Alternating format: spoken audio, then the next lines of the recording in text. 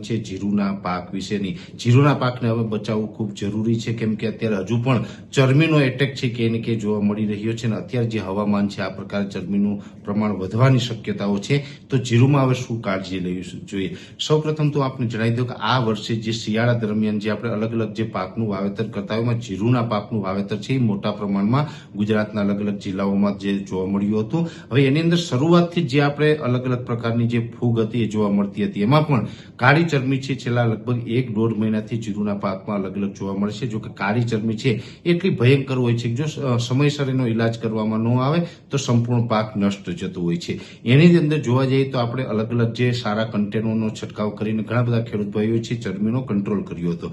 હવે અત્યારે સ્ટેજ એ આવી ગયો છે કે મોટાભાગનું જીરું છે એ તૈયાર થઈ ગયું છે. જીરું છે એ અત્યારે હાર્વેસ્ટિંગના ટાઈમે એટલે કે ઉપાડી લેવાની હવે કન્ડિશનમાં આવી ગયું છે, અને એમાં ઘણી જગ્યાએ એવું છે કે જીરુની અંદર ખેડૂત ભાઈઓને એક પ્રકારનો એક આશા હોય કે અમુક દાણો જે ઝીણો છે 1 માળ કમ્પ્લીટ થઈ ગયો, 2 માળ કમ્પ્લીટ થઈ ગયા છે, પણ અમુક દાણો છે એ ઝીણો રહી ગયો છે. દાણો ભરાઈએ એ પછી આપણે જીરુને હાર્વેસ્ટિંગ કરશું એવું ઘણા બધા મિત્રો છે વિચારતા હોય. હવે આપણે પહેલી વાત તો એ સમજવાની છે, જીરું આમ જોવા જઈએ તો તમામ મિત્રોને ખ્યાલ છે કે 90 દિવસનો પાક છે. અત્યારે ઘણા બધા ખેડૂત ભાઈઓનું જીરું છે 95 થી 100 દિવસનું થઈ ગયું છે, છતાં પણ હજી રાહ જોઈ રહ્યા છે કે ભાઈ દાણા બરાબર ભરાય, દાણો મોટો થાય અને તમામ દાણા ભરાય એ પછી જ આપણે ઉપાડવું છે. ત્યારે હું આપને જણાવી દઉં તમે ગમે એટલી રાહ જોશો તો એમાં સંપૂર્ણ દાણા છે ક્યારેય ભરાવાના નથી, કેમ કે જે એની ઉંમર થઈ ગઈ છે, જે 90 દિવસનું જીરું થઈ ગયું છે, એમાં હવે બહુ રાહ ન જોવી જોઈએ. અત્યારે જે આપણે જોવા જઈએ તો છૂટાછવાયા ઘણી જગ્યાએ માવઠા પડી રહ્યા છે, ઝાપટા છે,